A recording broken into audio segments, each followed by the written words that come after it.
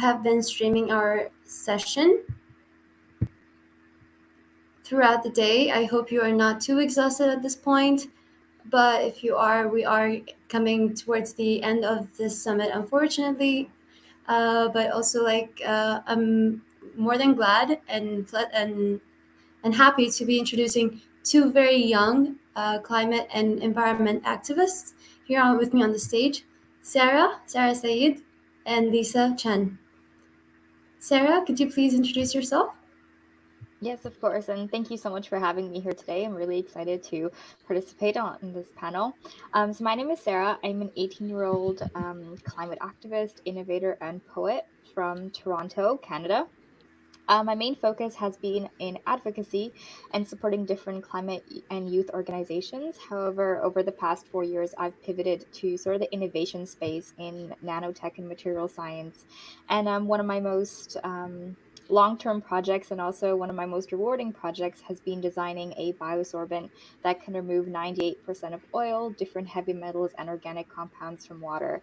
So it's been a long journey in the climate space, but it's a very rewarding one. I've made a lot of friends throughout the past few years, and I'm really excited to talk about my journey, things that I think are necessary for youth climate activists in terms of policy and funding, talk more about that, and also how each and every single one of us here today and those who will be watching this session later on can all be their own climate activist in their own way.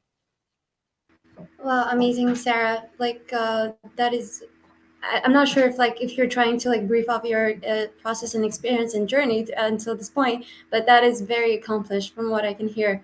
Amazing. And Lisa, over to you. Hi, everyone. Thank you for inviting me to this panel, and I'm honored to be joining Sarah on the stage. My name is Lisa. My background is in marine biology conservation, as well as education and entrepreneurship. So I have actually traveled and worked at a lot of different places around the world on marine conservation. So the background behind me, I actually took in that myself in the Philippines right before the pandemic. So throughout my journey, I had experience of working with a lot of environmental not-for-profit sectors, as well as I have completed my master's degree. So I have also experience of working in academia as well as the industry, and I'm currently also working for the government as well. So I strive to I guess use a holistic lens to tackle different marine conservation issues. Additionally, I'm the founder of a social enterprise called Oceanic Impact. So we tackle marine conservation issues through education as well as the technological development. So currently we have been doing a project on marine debris and leveraging AI development to help divert garbage from our environment and those that are already in the ocean. Thank you so much, Lisa, for taking care of about this important issue that not enough light has been actually highlighted towards. Earlier this summit, we have had an SDG quiz, and we asked a question about which SDG in particular has not been spoken the most about, and it turned out to be the SDG about water, life below water. So in that regard, I would really like to thank you from the stage on your efforts to really highlight this matter. There is a question that wasn't initially on my mind, but since you brought it up, Lisa, I just wanted to know, Lisa and Sarah, both of you, has the pandemic affected your journey? I know it has had a toll on so many people, but from your perspectives, would you think that it made your journey more vocal or more out there, when you're mobilizing the technology this day? Or has it hindered many efforts, for you to reach out more audiences like you were able to reach before the pandemic? Lisa or Sarah? Yeah, I can jump in. For me, it's both. So right before the pandemic, I was working on in Vietnam in fisheries as well as in the dive industry. So in the mornings, I would be diving, taking people out to a marine protected area to teach them about marine conservation. And then the pandemic happened. I had 48 hours to come back home here to Canada. And it was glad that it happened that way because all the borders were closing as we were leaving at the different countries and transferring flights home here. So a week after I got home, I saw a very sad news regarding the marine protected area was because the pandemic, the tourism has collapsed. So in order for locals to be able to feed themselves, they turn to the coral reefs. So this becomes overfishing as well as some individuals were harvesting coral directly to sell the calcium for money. So to me, like when I was there working on the ground to protect this reef, suddenly this turned into, okay, this is like the survival or human waste they need to be able to feed their family. That it was very disheartening. At the same time, I guess for me that was a turning point from when I started working a lot in the field to working at home in my home office. So doing more virtual work. But because of this virtual space, I feel like I was able to reach more people because I get invited to more virtual events like this that I would otherwise not be able to speak at or connect uh, with those kind of people had I had the pandemic not happened. Amazing. And I mean, like that's a good thing to take out of the pandemic. And about you, Sarah? I have to agree, it's a mix of both for me, and I want to approach this question through the lens of youth advocacy and like the youth climate movement. Um, I think for me in particular, this pandemic sort of allowed a lot of youth to start building their own organization, because originally we would have the opportunity to, work together, work collaboratively, but sort of this pandemic allowed us to design these global movements.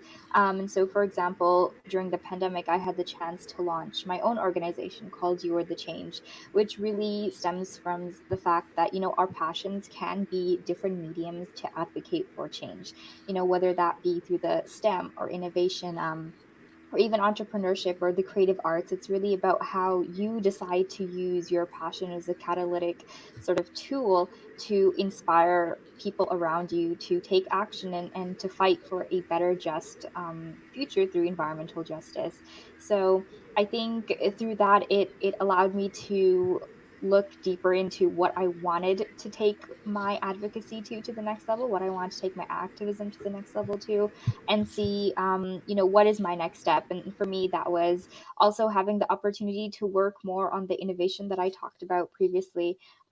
So really that project started somewhat during the pandemic, and because I had a lot more time on my hand, I had the chance to really gain a lot from this project. So I think that's more of the bonus point. But then the negative point was also there were a lot of different plans that I had, unfortunately, that could not have been continued because of the pandemic. And additionally, when it came to participating at different environmental conferences, different environmental science fairs, which is mainly my area of focus, a lot of these were, I think, the correct term is like halted. They were postponed until the year after. And so it was really this huge lost opportunity to meet with different people from around the world who are working towards a common goal and who are really passionate about using STEM for advocacy. And so I think that was a negative point, is just a lot of lost opportunities, a lot of opportunities that cannot be gained again. But of course, there was some bonus point, as they say, you need to create those opportunities. So I think the pandemic sort of highlighted that you can create your own opportunities as well. And the rise of a lot of different youth organizations really highlighted that. Amazing. And just, I see someone popping a question in the chat, but before I jump into that one, I just wanted to ask, because like we're talking about like youth and youth for environment justice in institutional settings. So just what specific challenges have you faced in your efforts to have your concerns heard by policymakers, and how were you able to overcome these challenges? Sarah, going back to you. Of course, yes. So I think the first sort of step that I had in this challenge was really understanding more about how can I get the opportunity or the knowledge or the role to have a seat at these institutional settings and share my concerns.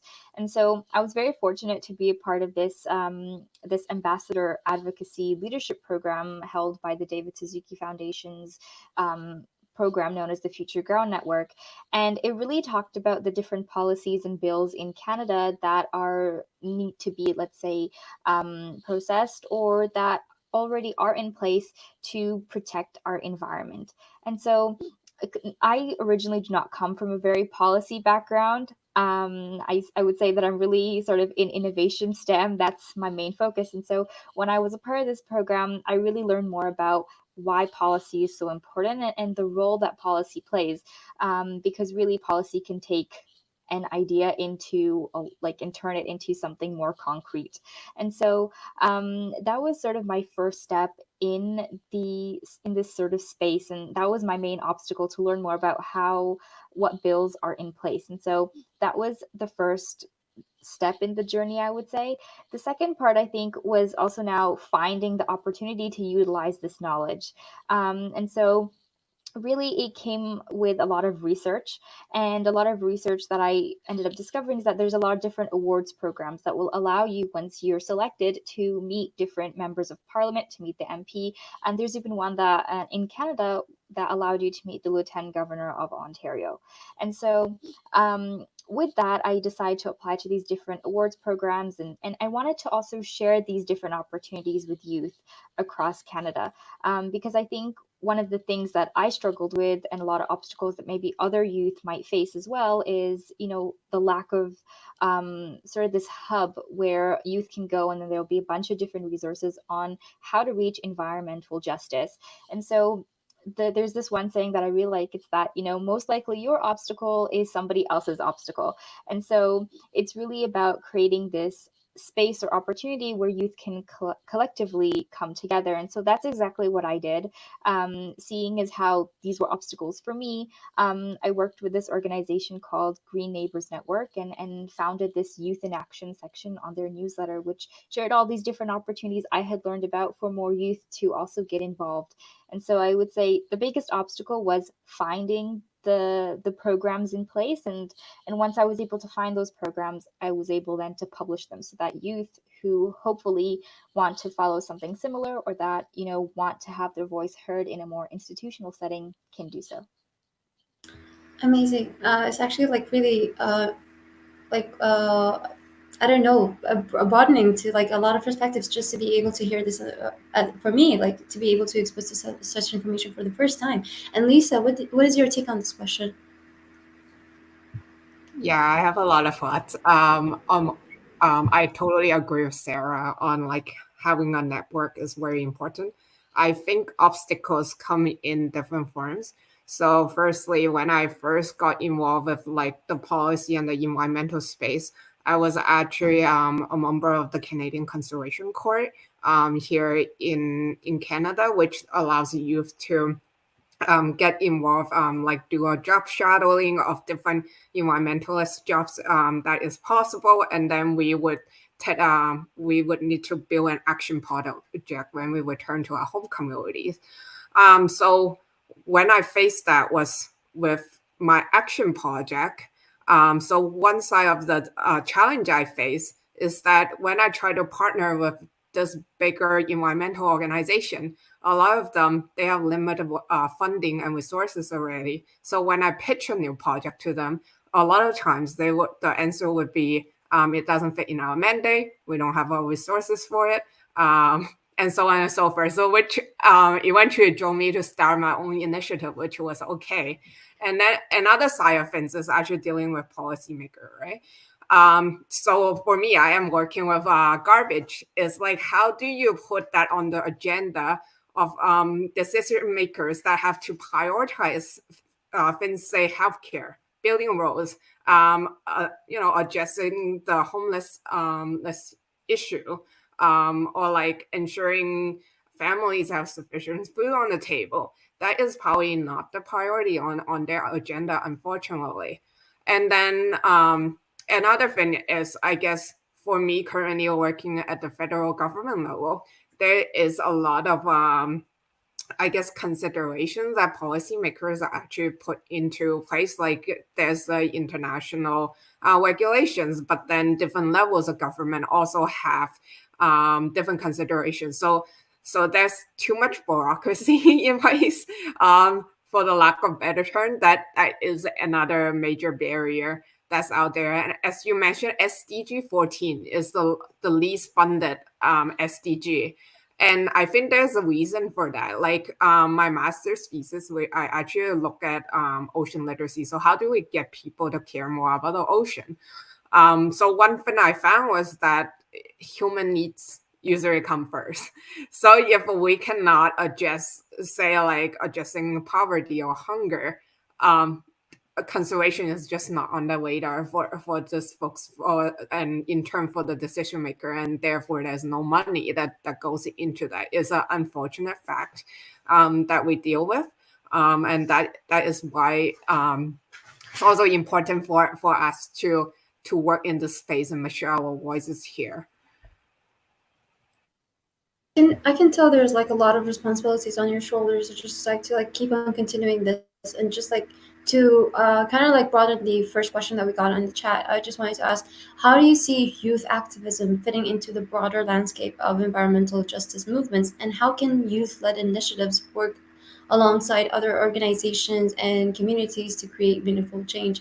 And I would just like to also add to the kind of organizations is not just really limited to like I don't know, environmental organizations, but also here today, like we have a lot of youth who are highly involved in like MUNs and these like student-led organizations. So how do you fit all this together, like to better provide reforms for like not reforms, sorry, but like conditions for youth activism? Lisa, would you like to answer that first? Yeah, I think the main thing is collaboration over competition. So there's a lot of not-for-profit environmental organizations out there. Unfortunately, we all compete for the same funding. But then we are all trying to do very similar things. So if we were able to collaborate and put together a stronger proposal, perhaps we can access a bigger pot of funding and we can share our own resources that is in the same sphere instead of competing for like the same pot of money and we both don't get it. I think that is very important. Another thing is each organization kind of have their own strengths and their own network. So being able to collaborate on projects, you actually like multiplicately amplify the impact that you can have as an individual organization. So I think that is the key takeaway that I've been finding. And Sarah? I have to agree. I think collaboration is a really important focus point. I have experience with that myself. As the founder of You Are the Change, which is my own youth-led organization, we were hoping to organize as one of our first projects in earlier on in the pandemic, an international hackathon, which is basically like a tech-focused sort of idea sprint, except instead of like 24 hours to 40 hours, we gave about a month. So a bit of a longer, extended version of a hackathon. And one of the things that we did is we collaborated with two different organizations, youth-led organizations, one that was mainly focused on STEM, the other was focused on environmental advocacy. And so really we were able to put together this huge event that had over 1,000 participants internationally. And that really just goes to show that if youth organizations do come together and they do collaborate, there can be a great result at the end because youth are really ambitious. And so when we combine this sort of ambitious thinking, it really can lead to, I would say, a global initiative or a global sort of project. And to answer the first part of that question on how youth activism fits into this sort of like broader landscape of environmental justice, I think what we need to do is really break down or look at the roots of the climate crisis and realize that it's not just this term that the media portrays. It's really about like this puzzle piece where everything's linked together, sometimes things that we don't even think about. So while often we might think about biodiversity or deforestation or even like, ocean literacy, all a part of this climate crisis, it goes even deeper than that, which could also be the education crisis or gender inequality. And so it's about all these different crises combined together, creating climate change. And so when I think we talk about youth activism, it takes in many different forms. We also should not forget about the fact that youth activism can also mean tackling different sustainable development goals or trying to achieve that, because the sustainable development goals really blueprint what our planet should look like. Not only a healthy planet in terms of the planet itself, but also having healthy communities. And that means, water, access to clean water, access to education, access to healthcare.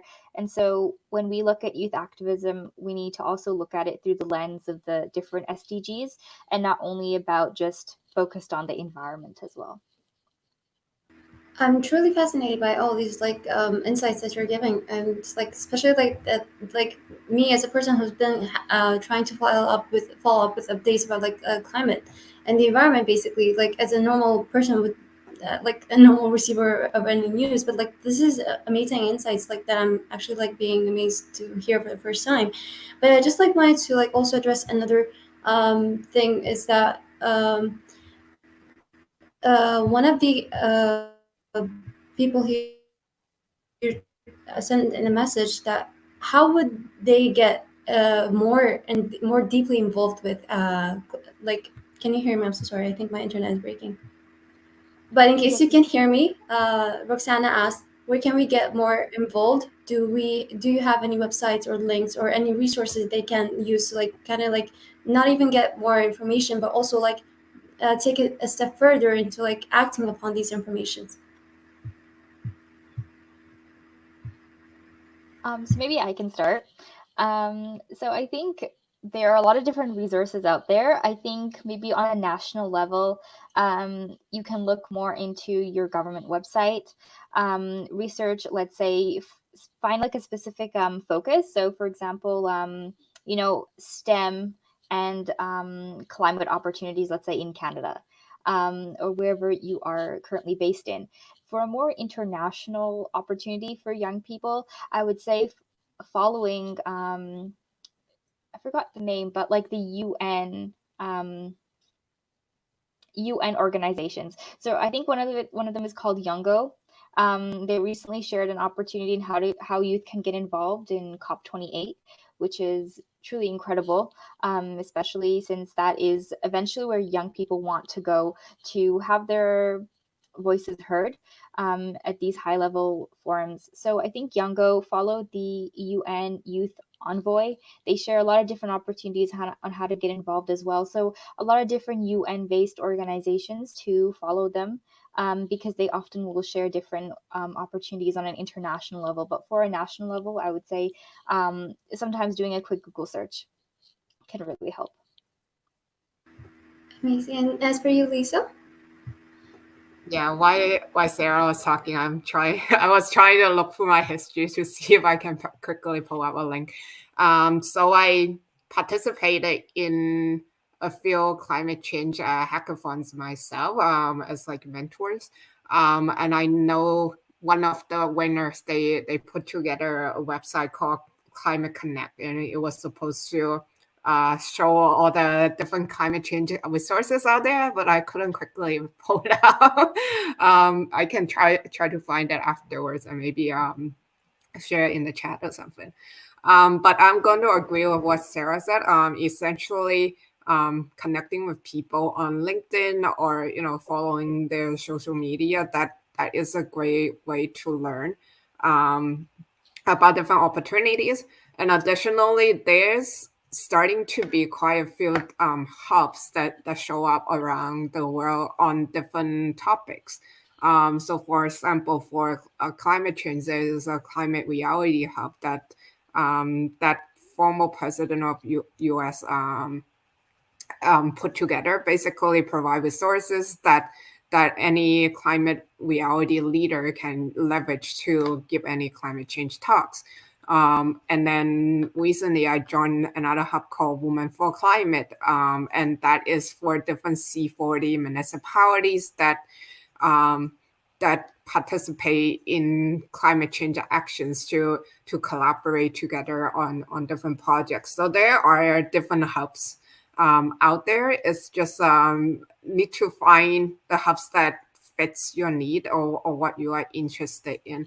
Another thing I want to highlight is tackling climate change and environmental justice issue is not just a science problem.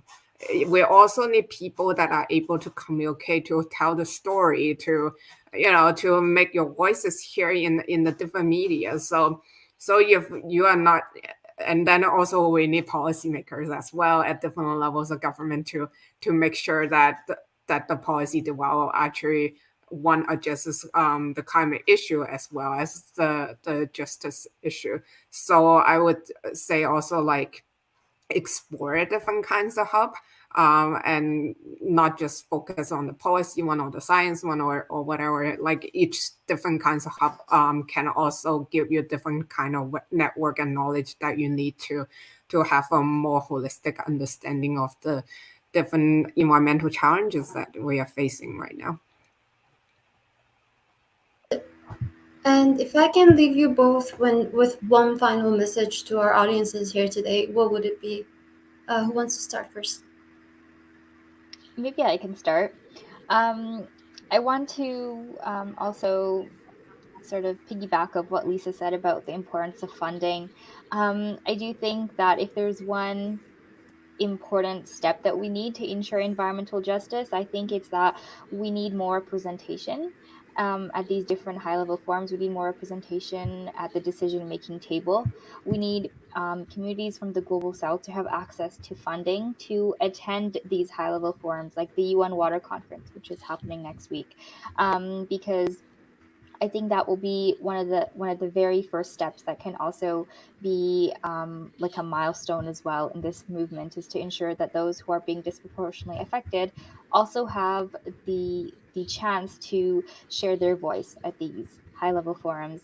I also do think the last point on a more personal perspective is to figure out how you want to contribute to environmental justice. Instead of spreading yourself thin and thinking about, okay, so I'm going to contribute to, let's say, 3 different SDGs.